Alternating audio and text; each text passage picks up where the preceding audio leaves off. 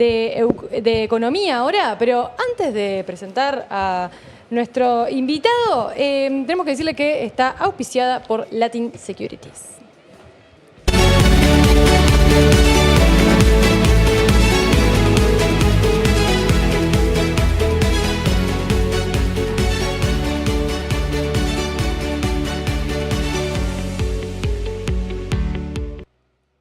Maxi, hablemos de Puerto entonces, ¿no? Hablemos de Puerto entonces. Claro. Estamos con Fernando Correa, gerente de Relaciones Institucionales de Atún Nati Uruguay y de Terminal Conca del Plata. ¿Cómo anda, Fernando? Bueno, buenas noches, muchas gracias por la invitación. Bienvenido. Lo conoce a Maxi, ¿no? Un poco. Es un experto. De lejos. No presiona el estibador, mire lo que son estos músculos. Va a andar bien, sí. Pero es un tipo que sabe pila de esto. Sabe mucho. Y hace muchos años que sigue el tema. Pero es un tipo. A pesar de tener rascadores de espalda, sabe mucho de este tema.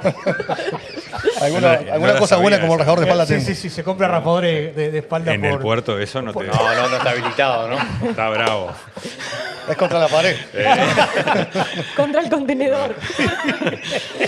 Bueno. Vamos a ponemos un poquito de contexto. Ahí está.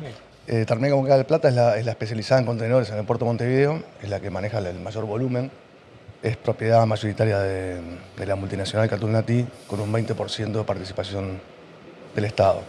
En 2021, Atún Nati acordó con el gobierno uruguayo la extensión de la concesión de la terminal hasta 2081. Eso generó algún ruido político y ahora la empresa está en un proceso de ampliación de las obras de la terminal, que es algo que se comprometió en ese contrato, y a su vez enfrentando una serie de conflictos sindicales con el sindicato de la empresa por la firma del nuevo convenio colectivo. Bueno, hablar un poco con Fernando, un poco de todo eso. Está interesante. Capaz, Fernando, para ponernos en contexto, contanos cómo estás viendo la actividad en general en el puerto de Montevideo. Sí, bueno, un poco para empezar, ahora en julio, hace 25 años que fue el remate de las acciones de Terminal Conca del Plata. Entonces estamos cumpliendo y en diciembre vamos a cumplir 25 años del inicio de las actividades, del inicio de la operación. Y ha sido un proceso largo, tedioso. Empezamos teniendo 8 hectáreas de terminal y 220 metros de muelle. Hoy tenemos 38 hectáreas de terminal ganados a la bahía.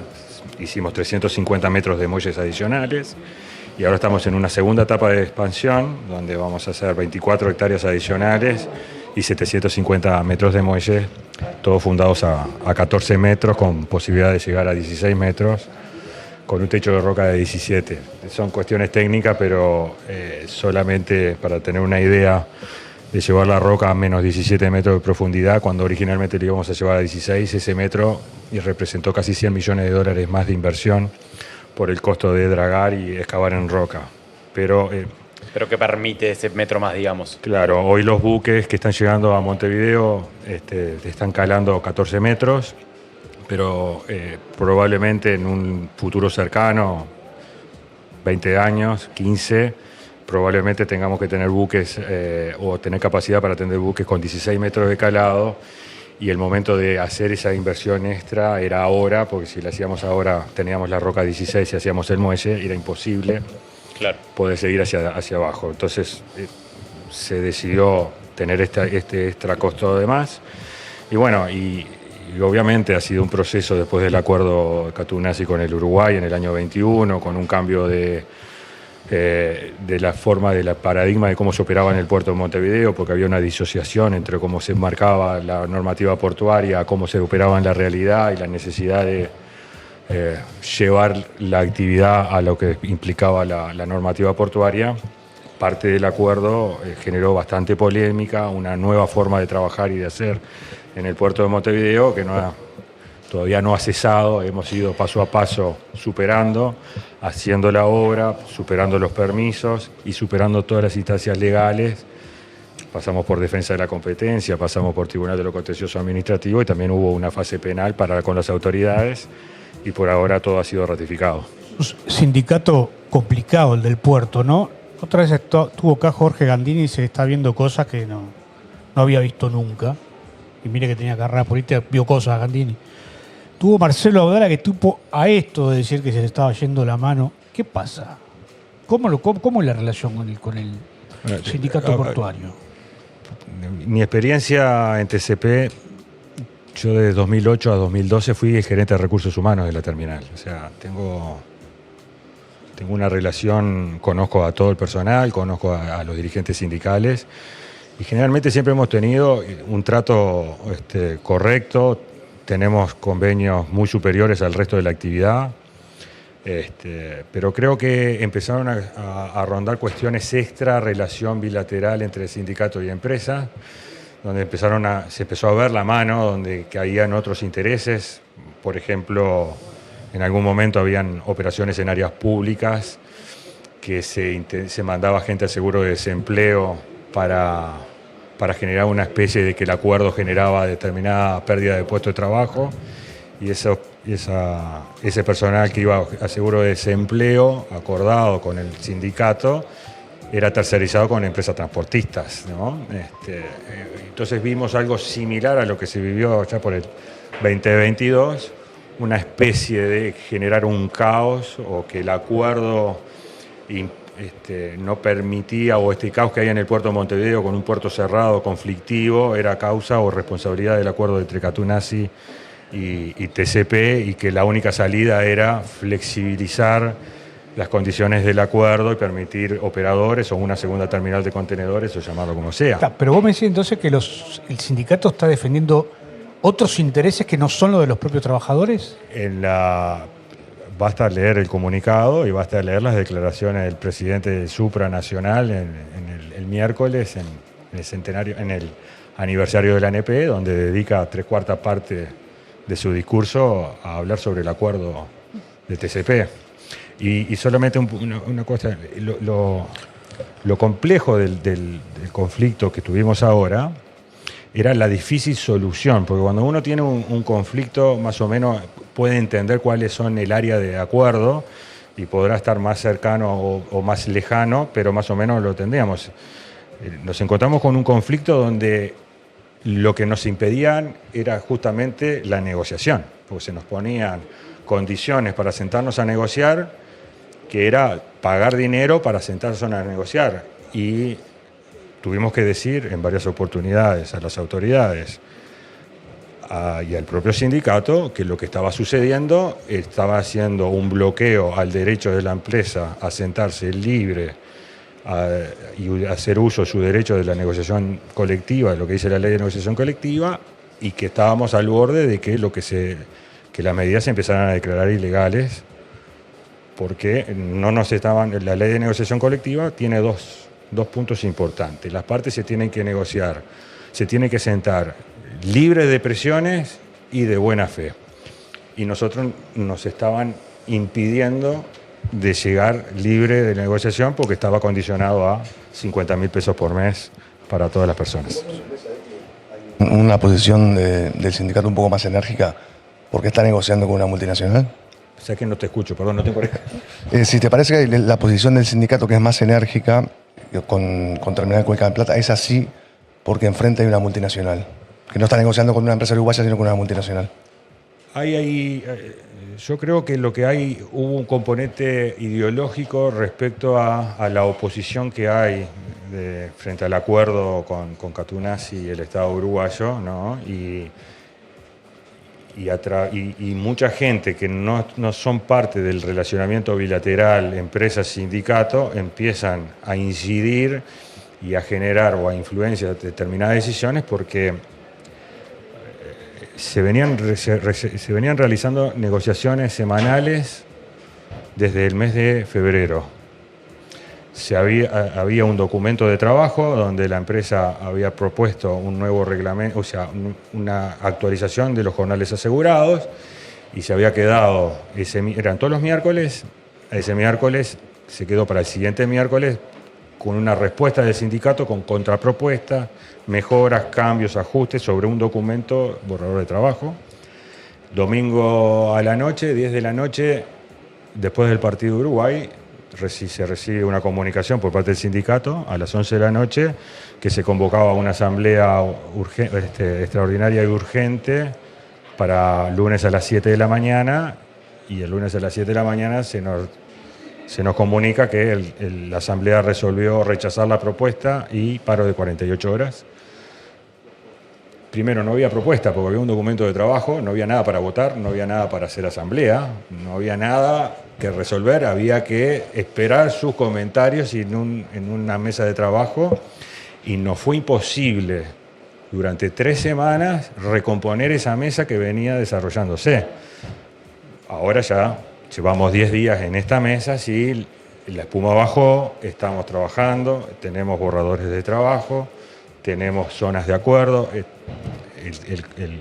El acuerdo de Catonatí o de TCP es complejo porque tenemos varios departamentos con distintas particularidades, entonces tenemos negociaciones por sector de actividad, mantenimiento, maquinistas, gruistas, operadores, controles. Entonces ahora estamos yendo sector por sector, haciendo los ajustes de cada uno de los sectores, los beneficios, los bonos, todos los demás, y después para lo más sensible, la parte de jornales asegurados, los regímenes generales y sobre todo la cláusula de paz y los trabajos los días domingos y feriados y cuando hay medidas sindicales. Fernando, planteás un escenario que es complejo. No sonabas optimista cuando decís, bueno, los trabajadores tienen intereses que no parecen ir alineados con lo que necesitan los trabajadores, pero hablabas también de que avanzan en las negociaciones. ¿Dónde ves el punto neurálgico y en qué momento?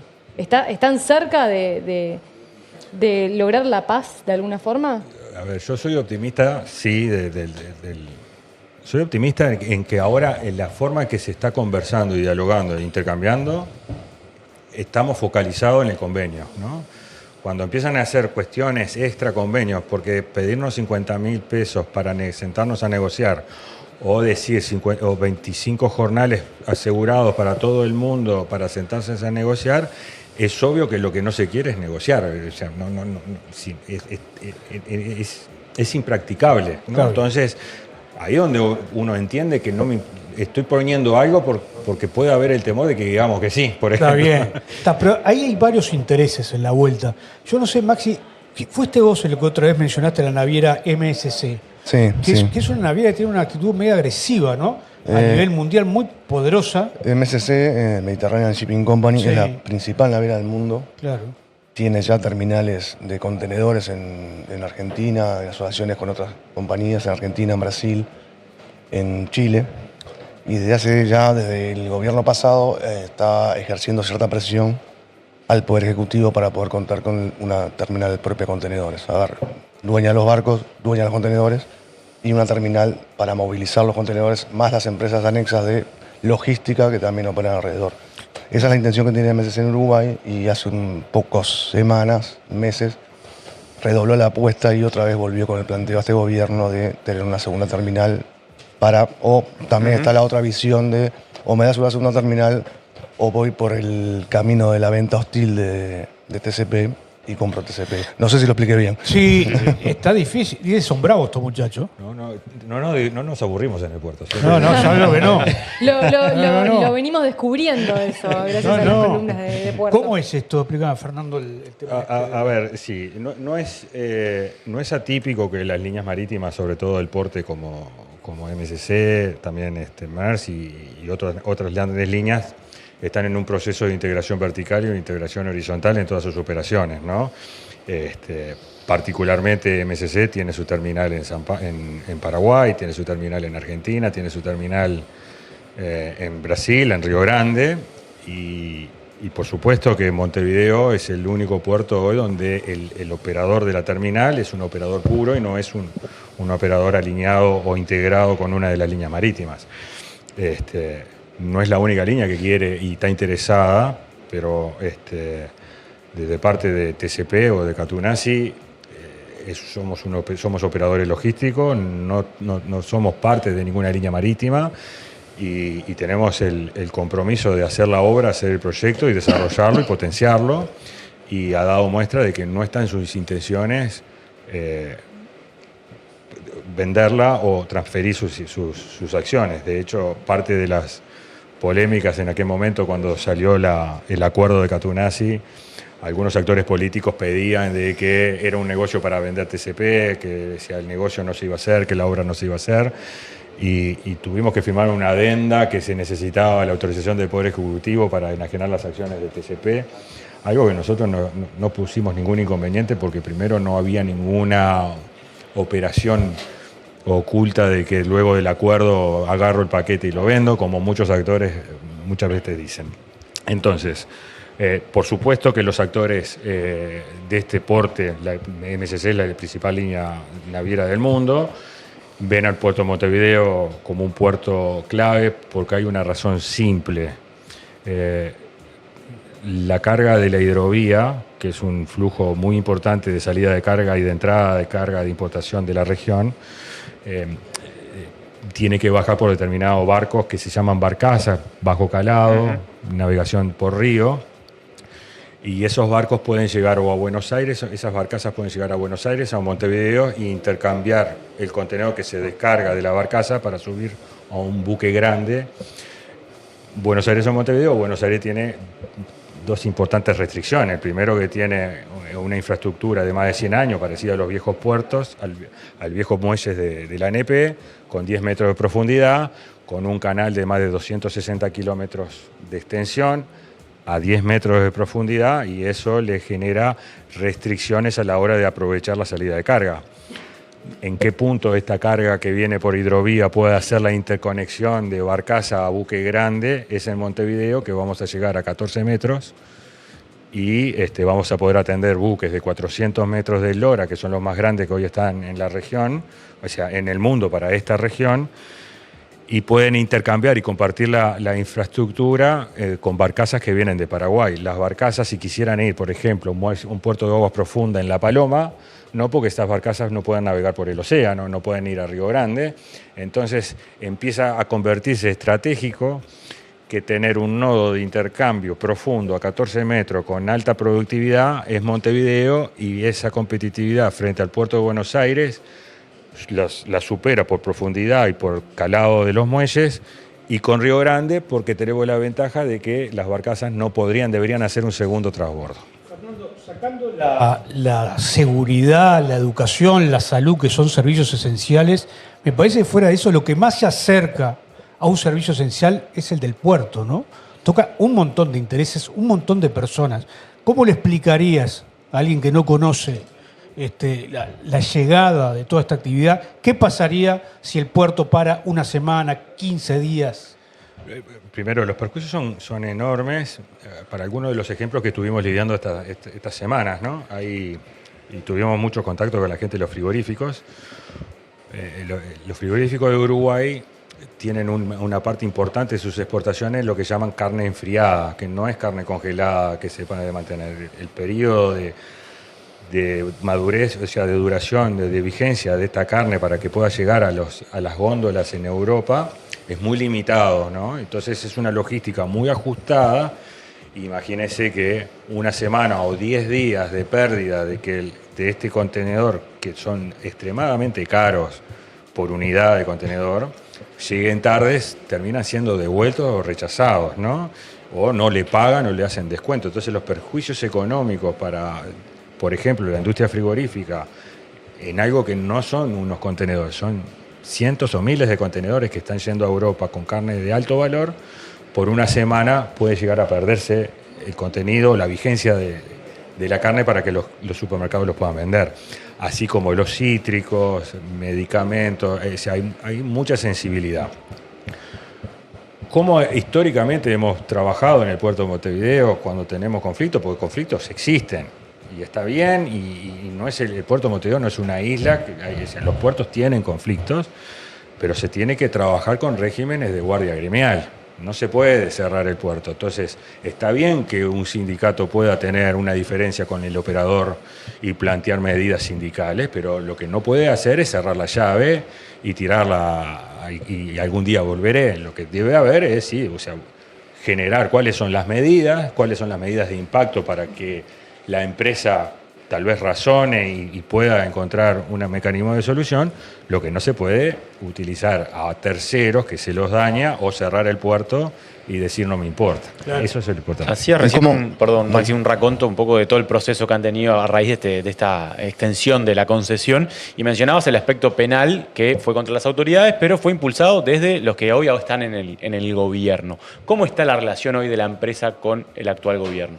La relación es fluida desde dos puntos de vista, ¿no? Primero que en la empresa el Estado uruguayo es accionista, tenemos 2 directores, tenemos un síndico y tenemos una relación de trabajo propia de la dinámica propia de la empresa, donde es fluida, donde las decisiones que se toman generalmente son compartidas desde el punto de vista estratégico, ¿no? Ese plan de inversiones, el desarrollo de la obra, cómo son los aspectos comerciales, cuáles son los costos, si realmente somos caros o no somos caros, si realmente lo que se dice sobre determinadas condiciones que TCP o por qué está perdiendo carga, si es por un tema comercial de TCP o no. Esa formación fluye, se entiende y estamos alineados. Y después tenemos el rol de inversor y de concesionario del puerto de Montevideo con la autoridad portuaria, con el Ministerio de Transporte, con la presidencia, con las autoridades, y la relación es madura, fluida, y no tenemos ningún elemento para quejarnos o advertir que no es de la mejor, al contrario, muy bien. Las obras de remodelación y ampliación de la terminal están atrasadas. Tuvieron un retraso grande, ¿no? Sí. ¿Por qué se atrasó la reforma de la terminal? A veces ligas mal, pero la obra, primero, algunos aspectos porque es importante. Nosotros estuvimos, se firmó el acuerdo, hubo que presentar un proyecto de inversión, un plan de inversión, alineado con lo que estaba en el acuerdo, que significaba que teníamos que hacer las 25 hectáreas adicionales, que era del área de gestión, hacer un nuevo muelle y todo hacerlo en el menor tiempo posible. Y bueno, eso significó hacer el proyecto de inversión, hacer los pliegos para diseñar lo que se llamó el master plan de la obra. Entonces hubo una licitación internacional. Esa licitación internacional la gana una empresa holandesa que hace todos los pliegos, que después va a hacer la licitación internacional para quién va a ganar, quién va a hacer la obra finalmente. La construcción la ganó la empresa Jan de Nul de Bélgica en consorcio, o mejor dicho, con un subconsorcio, subcontratista por Mota Engil de Portugal y la empresa Stiller de Uruguay. Se firmó el contrato y los permisos medioambientales para hacer la obra nos llevaron más de un año para obtener el permiso ambiental. Solamente para que tengan algunos detalles de la complejidad de esto.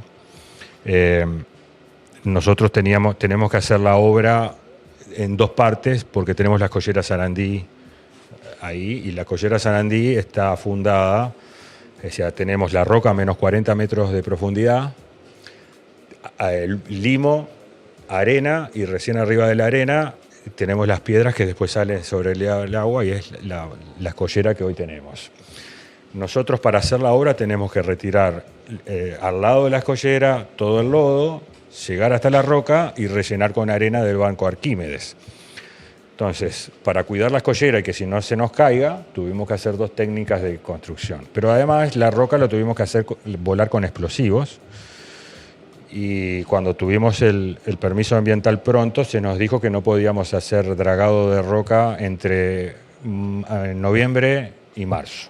6 meses, y parar una construcción de un trabajo de 1 año y medio, no lo podíamos hacer, y nos llevó 6 meses más presentar los planes de compensación para los pescadores, y tuvimos que poner un bondi, un ómnibus, 4 frecuencias diarias para que los pescadores de las colleras Sarandí quisieran elegir en qué lugar del puerto de la Rambla quisieran pescar. ¿Cómo es saber eso?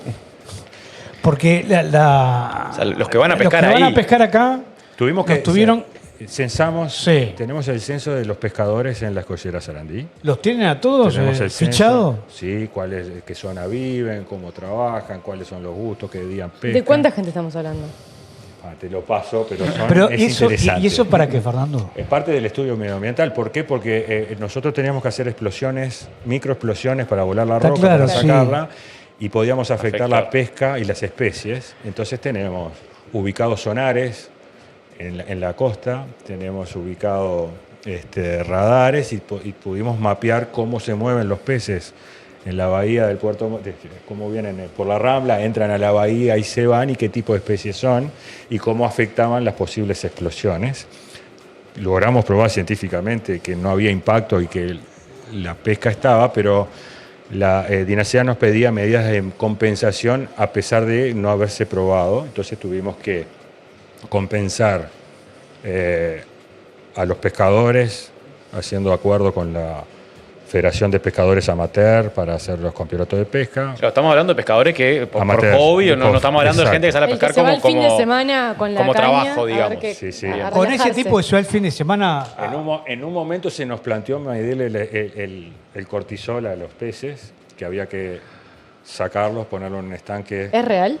De verdad, hisoparlo y medir si el grado de estrés podía afectar la pesca. No llegaron a hacerlo. No, pero nos llevó un año más, o sea, nos llevó 6 meses más poder generar un mecanismo que nos permitieran desarrollar el trabajo sin tener la detención de 6 meses que nos habían impuesto por pedido del desove de la Corvina.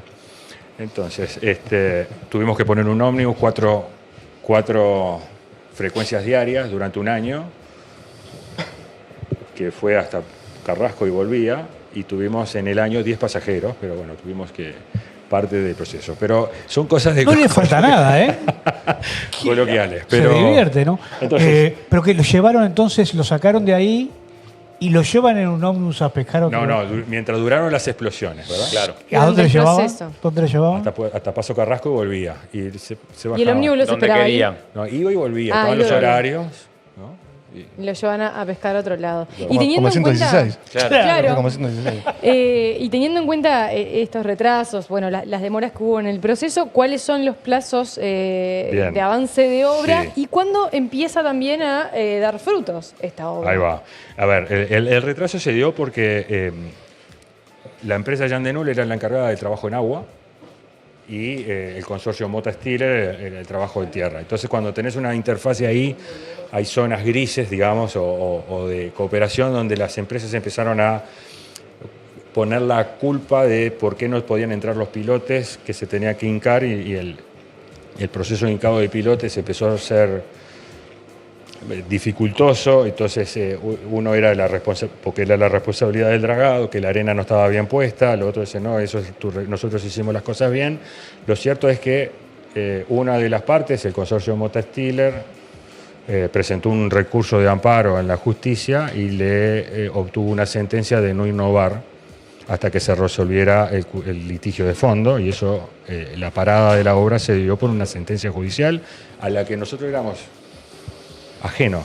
No podíamos hacer nada, no podíamos despedir, no podíamos rescindir, no podíamos hacer nada, teníamos que esperar a que contratista y subcontratista resolvieran su conflicto. Al principio tratamos de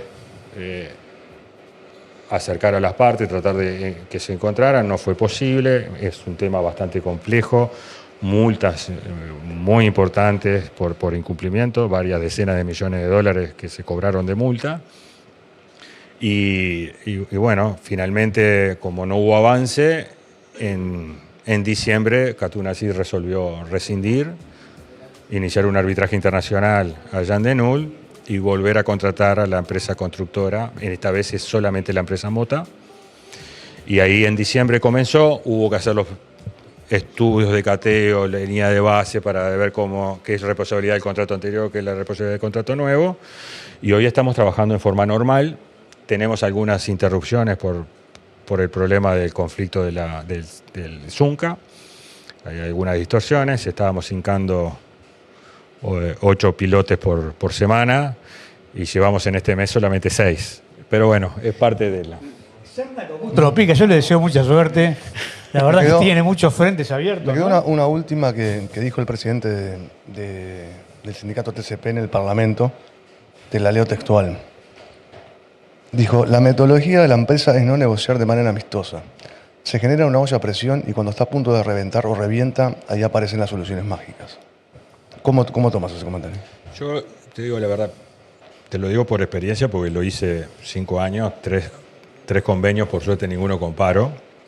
Pero creo que es la forma que tienen para justificar lo injustificable de la posición por qué estaban pidiendo lo que estaban pidiendo, ¿no? No es así. Nosotros, por supuesto que negociamos, no somos como cualquier empresa cuando se sienta con un sindicato a negociar, defiende sus derechos, trata de hacer valer sus puntos, pero trata de encontrar zonas de acuerdo. No es verdad que como que si fuéramos masoquistas que solamente funcionamos a golpe, creo que es lo que intenté decir.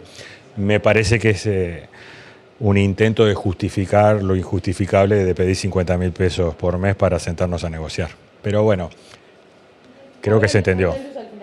Sí, siempre la hubo. Siempre hay. Yo iba a pedir 50.000 pesos para sentarme a hablar con usted, pero no me lo dieron. Fernando Correa, director de Relaciones Institucionales de Catunasi Uruguay y Terminal Cuenca del Plata. Un gusto haberte venido hoy. Un placer, primera vez que estoy en un streaming. ¿En serio? ¿Vieron qué es esto, no? Eso es motivo de celebración, tenemos que traerte nuevamente. Es una nave La espacial. verdad que está linda la experiencia. No, muchas gracias. Gracias, Fernando. Gracias. Bueno, así pasaba la columna de economía, hablando sobre el puerto, auspiciada por quién? Por Latin Securities.